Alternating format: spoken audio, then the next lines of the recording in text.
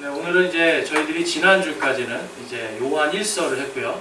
이제 이번 주부터는 누가복음을 시작하겠습니다. 누가복음 이제 첫 시간인데요. 우리 누가복음에 대해서 한번 이제 간략하게 제가 이제 말씀드리고 오늘 설교를 시작하겠습니다. 이 누가복음은 여러분 누가 썼죠? 네, 이게 항상 제가 그냥 농담으로 던지는 말인데요. 누가복음은 누가 썼습니까? 여러분, 누가복음은 누가가 썼습니다. 네. 누가복음은 누가가 썼고요. 마태복음은 마태, 마가복음은 마가가 썼습니다. 요한복음은 그럼 누가 썼습니까? 요한이 썼습니다. 네. 근데 이제 오늘 저희가 이제 그 설교 제목으로 잡은 침례자 요한과 그리스도의 처녀 탄생이라는 제목을 제가 오늘 정했는데요. 이 침례자 요한하고 사도 요한은 다른 사람이에요. 그래서 제가 이제 여러분들이 그냥 요한 그러면 헷갈릴 수도 있어서 오늘 제가 이제 침례자 요한, 침례 요한 이렇게 명칭을 할 건데요. 여러분 특별히 이 누가복음에서는 여러분 이 여인들의 이야기가 굉장히 많이 나와요. 그러니까 당시에는 여자와 아이들을 굉장히 이 사회적인 분위기가 멸시하고 천하게 낮게 여겼던 분위기잖아요. 그런데 불구하고 이 누가복음에서 이 예수 그리스도를 증거하는 사람들, 그러니까 예수 그리스도의 탄생, 그리고 예수 그리스도께서 십자가에 죽으시고 부활하신 이러한 사건들의 증인들로 이 누가는 여인들을 씁니다. 그만큼 이 여인들이 당시에는 사회적으로 낮은 지위에 있었지만 하나님의 입장에서 볼 때는 전부 다 하나님께서 사랑하는 남자든 여자든 동등하게 사랑하고 아껴주라고 하는 하나님의 사랑이 담겨 있는 것이 또한 누가복음입니다. 그래서 이 누가복음은 사도 바울의 동역자였던 누가, 그러니까 이 사람의 직업은 의사였습니다. 이 의사 누가가 AD, 그러니까 기원 후 예수님이 태어나시고 65년경에 이제 썼습니다. 그래서 이 누가는요 사도 바울과 함께 다니면서 이 누가복음을 썼고 그 다음에 사도행전도 누가가 썼어요. 그러니까 누가복음하고 사도행전은 같이 읽으시면은 서로 연대기가 많습니다. 이 누가라는 사람은 이 그리스 사람이에요. 그래서 굉장히 이성적으로 이 하나님의 말씀을 시대적으로 구별해서 딱딱딱 역사적으로 쓴 것을 볼 수가 있고요. 특별히 이 누가는요 아픈 사람들, 자기가 의사여서 그런지 몰라도 아픈 사람들, 그리고 병든 사람들, 여인들, 그런 이러한 어린이들, 이러한 사람들에 대해서 이 예수님, 하나님께서 사람으로 오셨잖아요. 그러니까 인성을 가진 완전한 하나님이시지만 또한 사람으로서 완전한 인간으로 오신 그 예수님께서 사람들 속에서 어떻게 생각하시고 어떻게 느꼈는가를 보여주는 게 또 누가복음입니다. 그래서 여러분 이 누가복음을 보시면서 우리가 이제 성탄절이 가까이 오고 있는데요. 이 성탄의 기쁨, 그리고 예수 그리스도께서 이 땅에 하나님께서 인간으로 오신 그 기쁨이 더해질 수 있기를 원합니다. 그래서 이제 누가복음 1장 1절에서 보면 1절에서 4절 말씀에 보면 이제 거기에 이렇게 얘기합니다. 앞에 스크린에 있습니다. 우리 가운데 매우 확실히 믿게 된 그 일들에 관해 처음부터 목격자 되고 말씀의 사역자 된 사람들이 우리에게 그것들을 전해준 그대로 차례대로 제시해서 밝히 보이려 손을 댄 사람들이 많으므로 이 누가는요, 그러니까 자신이 이렇게 순서대로 역사의 순서대로 차례대로 밝히 보여준 그 사람들이 많기 때문에 이 3절에 보면 모든 일을 맨 처음부터 완전히 이해한 나도 데오빌로 각각 당신에게 차례대로 써서 알리는 것을 좋게 생각하였으니 라고 이야기하면서 이 누가복음은요 여러분 이렇게 생각하시면 돼요. 마태복음은 시간순으로 써진 게 아니에요. 그러니까 마태복음은 중요한 것들을 주로 다루고요. 하나님께서 큰 그림을 보여주시고 그 다음에 좀 더 세심한 그림을 보여주시는 이러한 형식이라고 보시면 되고, 누가복음은 바로 이 순서대로 연대기적으로 쓰여졌다, 여러분들이 이렇게 보시면 좋겠습니다. 그래서 이 누가복음에 있어서 여러분들이 이제 하나님의 말씀으로 우리가 이것을 받을 때에 또한 이 연대기적으로 잘 이해를 먼저 하고 다른 복음서들을 보면 우리가 또 좋은 참고가 될 줄로 믿습니다. 자, 여러분 오늘 이제 우리가 하나님의 말씀을 이제 누가복음을 보겠는데요. 맨 먼저 중요한 게 여러분, 과연 여러분들이 예수님께서 이 처녀 마리아에게서 하나님 성령으로 잉태되어서 태어나심을 여러분들이 믿으십니까? 여러분, 예수 그리스도께서 처녀의 몸에서 성령으로 잉태되어서 태어나심을 우리는 믿어야 됩니다. 왜냐하면 그것을 통해서 완전한 구원이 이루어지기 때문에 그래요. 그런데 세상의 많은 사람들은 아직도 그것을 믿지 않고 있습니다. 그리고 심지어는 예수 그리스도를 믿는다고 고백하고 교회를 다니는 사람들도 내가 다른 건 몰라도 그거는 믿지 못하겠다 하는 사람들이 많이 있어요. 그런데 오늘 이 누가복음에서는 이 예수님의 탄생에 대해서 누가 증거하는가, 누가라서 그런지 누가 증거하는가, 이것을 이제 잘 이야기하는데요. 첫 번째로 우리가 이 누가복음 17장에 보면 이렇게 말씀합니다. 내가 또 엘리야의 영과 권능으로 그분보다 앞서가서 아버지들의 마음을 자녀들로 돌아오게 하고 불순종하는 자를 의인의 지혜로 돌아오게 하며 주를 위하여 예비된 한 백성을 준비하리라 하시니라 라고 말씀하면서, 이 말씀이 무엇이냐면 바로 침례 요한이 예수님께서 오시기 전에 해야 될 일에 대해서 지금 이 말씀하고 있는 거예요. 그런데 이 말씀이요, 지금 그냥 주시는 게 아니라 하나님께서 이미 예수님께서 처녀의 몸으로 태어나시고 그 처녀의 몸에서 태어난 이분이 하나님이심을 미리 증거하기 위해서 침례자 요한을 보낸다라고 하는 말씀이에요. 그래서 제가 오늘 이 말씀을 준비하면서 정말 이 침례 요한이 왜 이렇게 모든 성경에서 가장 예수님이 탄생하기 전에 먼저 다 이렇게 계속 이야기가 되는지, 그리고 특별히 오늘은 그의 어머니 엘리사벳이 바로 침례 요한의 어머니인데요. 이 여인이 예수 그리스도의 탄생의 증인이 된다는 걸 우리가 함께 볼 수가 있습니다. 여러분, 그동안 많은 설교들을 들어보셨겠지만 이 침례 요한에 대해서 이렇게 포커스를 해서 집중적으로 들어본 적이 별로 없으실 거예요.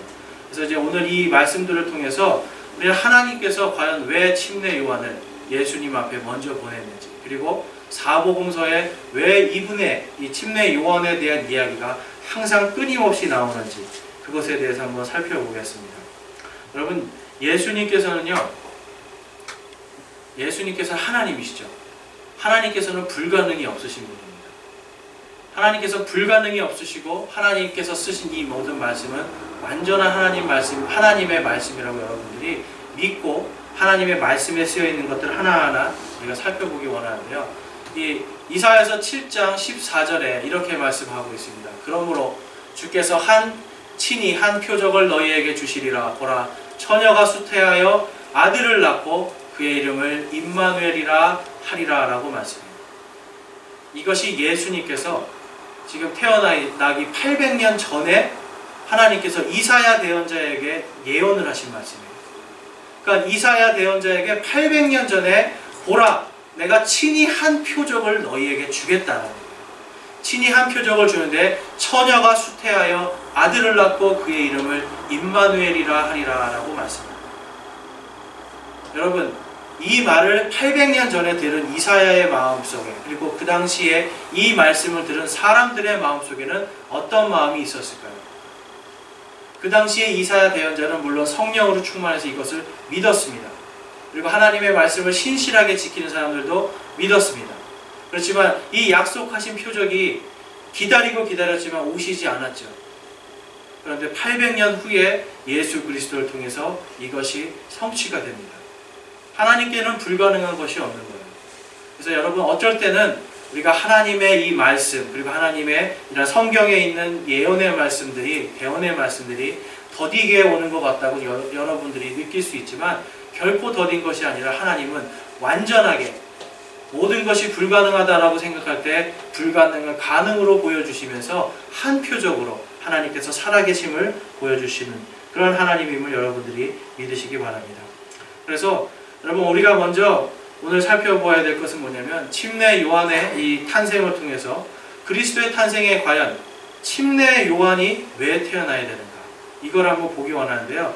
여러분, 첫 번째로 이게 뭐냐면 침례 요한의 탄생은요, 그리스도의 탄생의 필수 조건입니다. 필수 조건. 우리 본문 말씀 오늘 17절 말씀 다시 한번 보겠습니다. 17절 말씀 다시 한번 보면 그가 또 엘리야의 영과 권능으로 그분보다 앞서가서라고 이해합니다. 그러니까 엘리야의 영이에요. 엘리야가 어떤 사람입니까, 여러분? 엘리야는요, 이 하나님과 바알의 이러한 제사장들, 우상 숭배하는 제사장들 800명하고 혼자 단독으로 싸워서 이겼고 그들을 모두 죽였던 아주 위대한 대언자입니다. 근데 그 대언자의 영, 그러니까 하나님께서 강력한 대언자의 영을 통해서 이제 예수님께서 태어나시기 전에 그 앞에 보내시겠다라고 약속한 게 바로 그 사람이 바로 이제 침례 요한입니다. 그래서 우리 말라기 3장 1절을 보시면 이렇게 말씀하죠. 만군의 주가 말하노라 보라 내가 내 사자를 보내리니 그가 내 앞에서 길을 예비할 것이요 또 그가 또 너희가 구하는 주가 여기서 이 주는 예수님입니다. 주가 갑자기 자신의 성전에 임하리니 곧 너희가 기뻐하는 언약의 사자라 보라 그가 임하리로다 라고 이야기하면서 침례 요한에 대해서 내가 내 사자를 보낸다. 누구 앞에서? 예수님이 오시기 전에 내가 내 사자를 보내서 내 앞에서 길을 예비할 것이다 라고 말라기 3장에서 하나님께서 미리 말씀해 주시는 거예요. 그 다음에 말라기 4장 5절에 보면 보라 크고 두려운 날이 이르기 전에 내가 대언자 엘리야를 너희에게 보내리니 라고 말씀합니다. 그러니까 예수님이 오시기 전에 누가 와야 돼요, 여러분? 반드시 엘리야가 와야 되는 거예요. 이 엘리야에 대해서 이 당시에 예수 그리스도를 믿는 당시에 이 제자들, 그 메시아를 소망했던 사람들은요, 이 엘리야에 대해서 알고 있었어요. 그렇기 때문에 마태복음 17장에 가보시면 17장입니다. 거기 오타가 있네요. 보면 예수님의 제자들이 예수님에게 물어보는 거예요. 왜냐? 분명히 이 사람들이 볼 때는 예수님이 그리스도시거든요. 메시아, 우리가 기다리던 메시아, 바로 그 그리스도, 그분이신데 이 사람들이 생각해보니까 아직 엘리야가 안 온 거예요. 그래서 예수님한테 물어봅니다. 엘리야가 먼저 와야 되지 않습니까? 라고 물어보는 거예요. 그랬더니 예수님께서 17장 12절 13절에 이렇게 말씀해요. 그러나 내가 너희에게 이르노니 엘리야가 이미 왔으되 그들이 그를 알지 못하고 자기들이 하고자 하는 것을 다 그에게 행하였도다. 사람의 아들도 그와 같이 그들에게 고난을 당하리라 하시매 13절에 이제야 제자들이 그분께서 자기들에게 침례자 요한에 대하여 말씀하신 줄을 깨달으니라 라고 말씀합니다. 여러분 당시의 제자들은요 예수님의 기적을 봤어요. 네, 기적을 보고 막 죽은 자를 살리고 아픈 사람들 문둥병자들을 낫게 하고 안진뱅이를 일으키고 기적을 봤어요. 기적을 보면서 여러분 그렇지만 한 가지 계속 의문난 게 있었어요. 하나님께서 분명히 대언자들에게 통해서 말라기를 통해서 그리스도 앞에 누가 와야 된다고요? 엘리야가 와야 되는데 여러분 이 유대인들은요 표적을 굉장히 중요합니다. 지금도 유대 땅에는요 자신이 메시아에 가까워진 사람들이 많이 있어요. 메시아에 가까워진 사람 이해가 되세요? 유대인의 랍비들 중에 이 구약에 있는 예언을 여러 가지로 성취한 사람들이 있어요. 근데 그들이 아직 성취하지 못하고 있는 게 두 가지입니다. 뭐냐면 바로 엘리야가 아직 오지 못했고 부활하지 못한 거예요. 다 죽은 다음에 부활을 못했기 때문에 그들이 메시아와 같다라고 비슷하다라고 얘기했지만 메시아가 아닌 걸로 지금 받아들여지는 거예요. 그래서 이스라엘 사람들은 아직도 메시아를 기다리거든요. 근데 당시에 예수님의 제자들도 메시아를 기다리면서 예수님이 과연 정말 메시아인가를 시험해보고 싶었던 거예요. 그 표적을 달라고 했을 때 예수님께서 직접 엘리야가 누구라고 말씀하시죠? 침례자 요한이다라고 말씀합니다. 여러분 예수님이 이 땅에 오실 때요 하나님은요 하나하나 다 표적을 만들어 놓으시는 거예요. 근데 이게 왜 중요하냐면 오늘날 많은 사람들이 예수님을 믿지 않는 사람들이 예수님의 처녀 탄생에 대해서 굉장히 부정적이고 그것은 그냥 너희들의 신화일 뿐이지 사실 실제적인 이야기가 아니다라고 공격을 하거든요. 그런데 오늘 이 말라기에서 벌써 무엇을 말씀하고 있어요? 하나님께서 이 바로 메시아 예수님을 보내시기 전에 반드시 누구를 보내신다? 엘리야를 보내시는데 그 사람이 바로 침례자 요한이라고 성경은 말씀하고 있는 거예요. 침례자 요한이 사역을 시작하면서 맨 처음 선포했던 게 무엇입니까? 너희는 회개하라, 하늘의 왕국이 가까이 왔느니라 하였으니, 예수님도 똑같이 사역을 시작할 때 너희는 회개하라, 하늘의 왕국이 가까이 왔노라 라고 선포하시잖아요. 예수님께서 사역을 하시기 전에 미리 그 길을 낸 사람이 바로 침례자 요한입니다. 그래서 여러분, 하나님께서는요, 침례자 요한을 괜히 보내시는 게 아니라 예수님께서 그리스도이심을 정확하게 증거하기 위해서 보내시는 거예요. 그러니까 이 땅에 많은 사람들이, 혹시 여러분들 속에서도 내가 예수님은 믿지만 이분이 정말 하나님이시고 이분이 처녀의 몸에서 태어난 걸 믿지 못하겠습니다라고 하는 분이 계시다면, 여러분, 누가복음을 통해서 하나님께서 왜 침례자 요한을 보내셨는지를 우리는 깊이 깨달아야 됩니다. 또한 이 요한복음 1장 29절에 요한이 예수님께서 자기에게 오는 걸 보고 이렇게 이야기하죠. 보라, 이르되 세상 죄를 제거하시는 하나님의 어린 양을 보라 라고 이야기해요. 그것 때문에 이 요한의 제자들, 특별히 안드레, 이 베드로의 동생이죠. 안드레는 곧바로 예수님을 쫓아갑니다.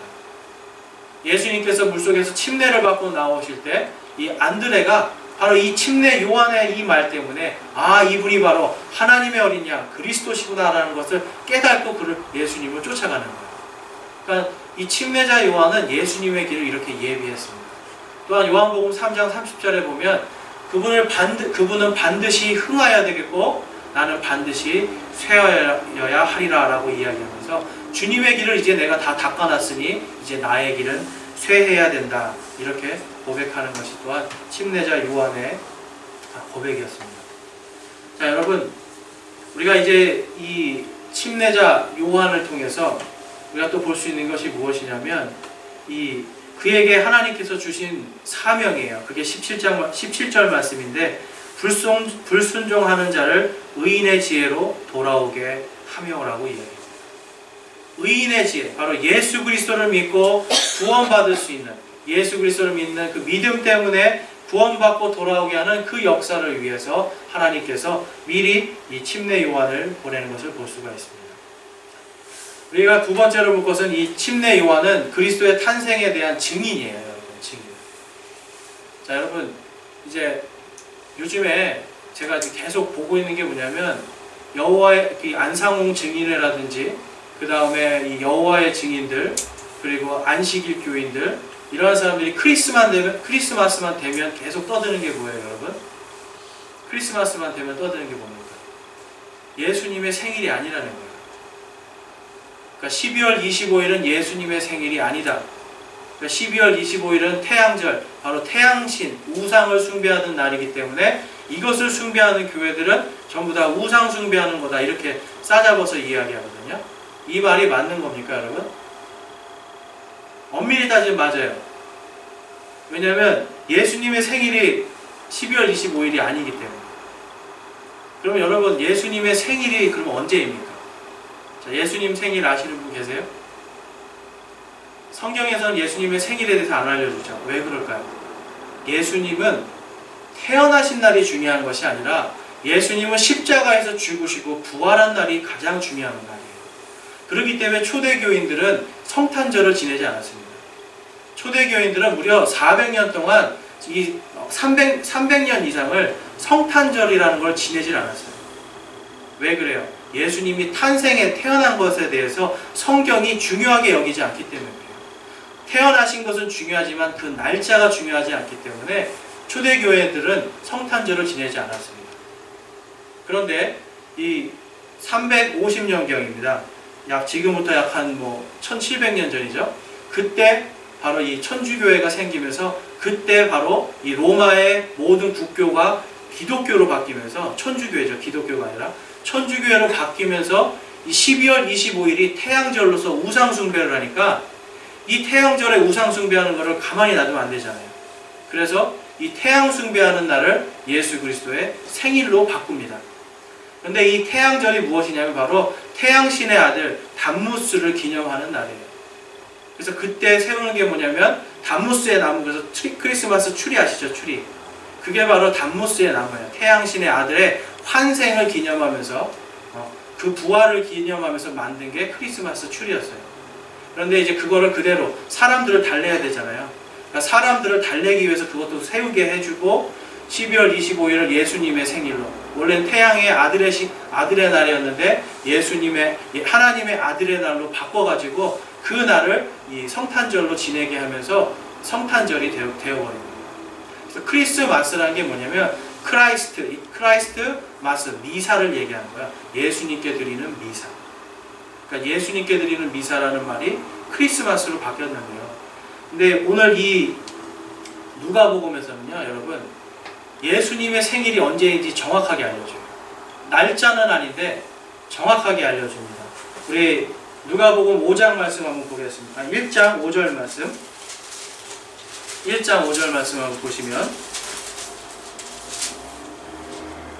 유대왕 헤롯 시대에 아비야 계열의 사가랴라는 이름의 어떤 제사장이 있었는데 그의 아내는 아론의 딸들에게 속하였고 그녀의 이름은 엘리사벳이더라 라고 이야기합니다.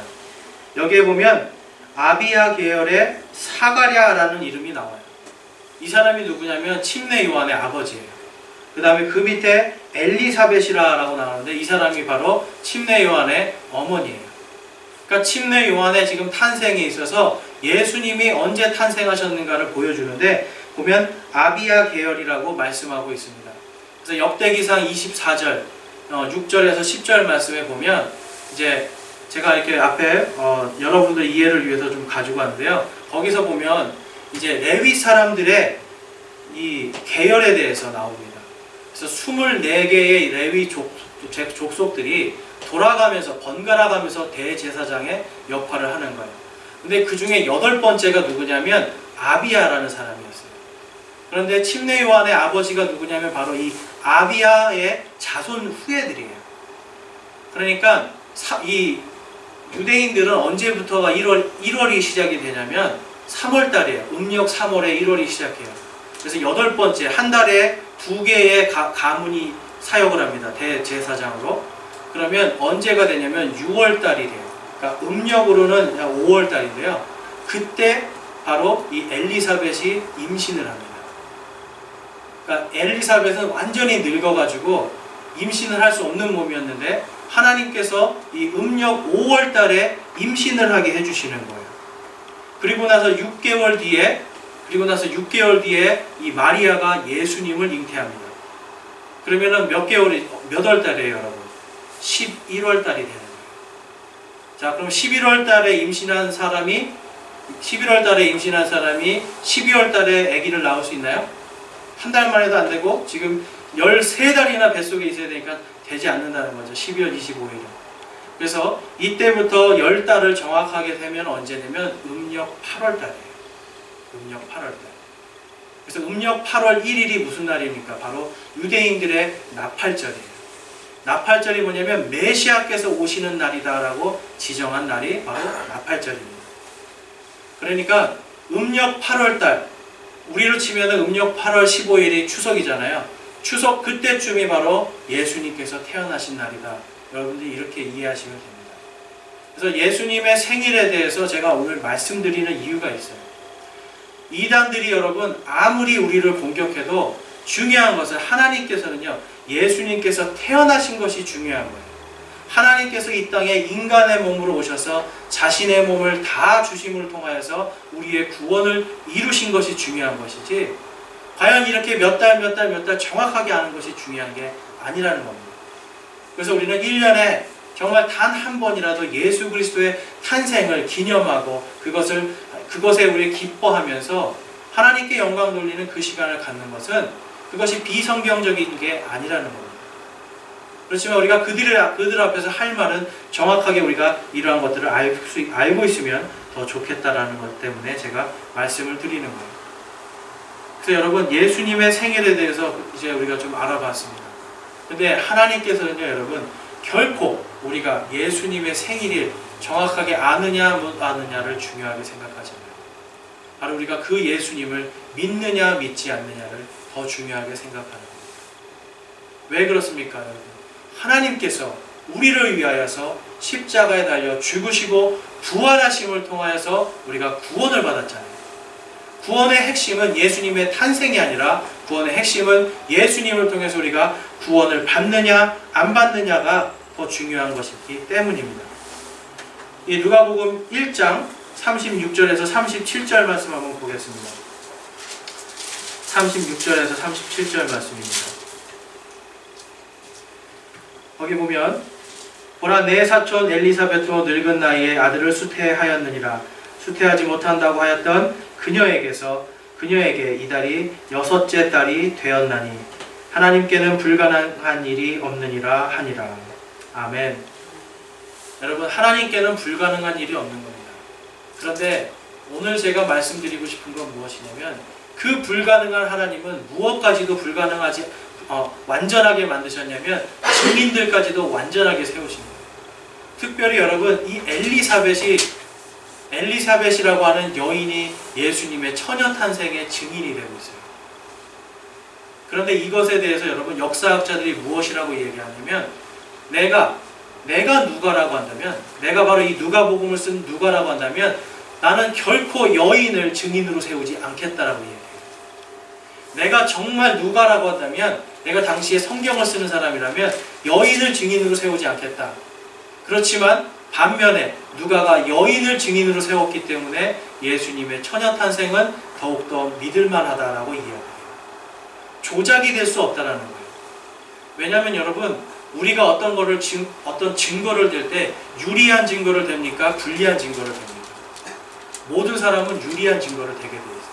그렇지만 하나님께서는 이 누가에게 하나님께서 원하시는 그대로 엘리사벳이라고 하는 이 여인이, 수태할 수 없는 여인이 수태하는 것을 통해서, 그리고 그 여인을 찾아간 이 마리아에게 이 엘리사벳 안에 있는 또한 이 침례 요한을 통해서 마리아의 처녀 탄생, 성령으로 잉태되는 것에 대한 증인으로 세우시는 겁니다. 또한 그의 아버지 사가랴 역시도 이 예수 그리스도의 처녀 탄생의 증인으로 세우시는 겁니다. 하나님께서는 이 아까 아비야 계열이라고 하는 그것이 무려 지금부터 예수님이 태어나시기 전에 1500년 전 일이에요. 그러니까 1500년 전부터 바로 이 아비야라고 하는 사람을 통해서 이 침례자 요한, 그리고 침례자 요한의 어머니를 통해서 이 예수 그리스도의 처녀 탄생을 증거하시는 모든 것들을 예비하신 분입니다. 여러분, 하나님께는 불가능한 일이 없다라고 오늘 이 가브리엘 천사가 말하는 것을 깊이 우리가 묵상하기 원합니다. 여러분, 하나님의 능력에는, 또한 하나님의 이 공의에는 불가능한 것이 없는 거예요. 그러니까 하나님 안에서 우리는요, 모든 것이 할 수 있고, 하나님께서 이 땅에 지금 예수님을 오게 하신 이 성탄절을 우리가 기념하면서 또한 우리가 무엇을 바라야 되겠습니까? 바로 예수 그리스도의 재림이에요. 아까 이 날짜들을 제가 이야기하면서 예수님께서 나팔절에 오셨을 것이다 라고 제가 말씀을 드렸잖아요. 나팔절, 우리나라 음력으로 8월 1일쯤에 태어나셨을 거다라고 말씀드리고 있는데, 예수님 또한 다시 오셨지만 이제 부활하시고 승천하셨잖아요. 그리고 이제 내가 곧 다시 오리라라고 말씀을 선포하시고 약속을 하셨어요. 그래서 우리는 이 성탄절을 기념할 때 항상 예수 그리스도의 재림을 같이 생각해야 됩니다. 예수님의 그 마지막 나팔 소리가 울릴 것을 소망하면서 또한 예수님의 재림과 그리고 예수님의 이 처녀 탄생을 우리는 기뻐할 수 있어야 되는 것이 바로 우리 신약교회를 사는 우리 성도들의 마음이라고 저는 생각합니다. 이것이 하나님께서 우리에게 말씀을 주신 것이고, 그리고 침례 요한과 엘리사벳, 사가랴, 그리고 마리아, 이들을 통해서 예수님께서, 하나님께서 이 땅에 성육신 하셔서 하나님께서 친히 인간이 되어서 우리에게 오시고, 말씀이 육신이 되어서 우리에게 오시고, 십자가에 달려 아무 죄 없는 분이 우리 때문에 피 흘려 죽으시고, 그분의 그 피를 통하여서 우리가 구원받게 될 수 있는 이 길을 열어주신 것, 이것에 우리는 감사해야 되는데요. 이것에 대해서 하나님은 이미 1500년 전, 지금부터 여러분들이 지금 살고 있는 이 2018년, 여기서부터 무려 3,500년 전부터 바로 하나님은 계속해서 하나하나 하나님의 공의와 하나님의 사랑을 통해서 계획하고 실천하셔서 오늘 우리가 예수 그리스도를 통해서 구원을 받게 된 것입니다. 예수님의 구원은요, 단번에 이루어졌지만 그 단번의 구원은 수천 년 동안 역사를 통해서 수많은 증인들과 수많은 증거를 통해서 우리에게 주어진 하나님의 은혜입니다. 그래서 여러분, 우리가 누가복음을 보면서 침례 요한이 있었구나 하고 그냥 넘어가기가 쉬운데요. 바로 이 침례 요한이 예수 그리스도의 처녀 탄생에 아주 중요한 결정적인 증인과 증거가 된다는 것. 하나님께서 뭐라고 하셨어요? 내가 친히 한 표적을 너희에게 주겠다라고 말씀하셨잖아요. 하나님께서는 그 친히 한 표적으로 처녀에게서 아들이 태어나게 하셨는데 그 표적 앞에 바로 엘리야를 보내셨고 그 엘리야가 바로 침례 요한이라는 것을 성경은 증거하고 있습니다. 여러분, 예수님의 탄생에 많은 우리가 이야기들이 있지만 정말 아름다운 이야기들 많이 있잖아요. 목동들이 와서 예수님께 경배드리고 이러한 것들 다 좋은데 우리가 한 번쯤은 예수님의 탄생에 정말 확실한 증거가 있는지를 성경에서 찾아봐야 될 줄로 믿습니다. 그래서 성경 기록을 우리는 날마다 묵상해야 되고요. 성경 기록 속에 있는 하나님께서 우리에게 주시는 확실한 증거들을 믿고 살아가야 되는 겁니다.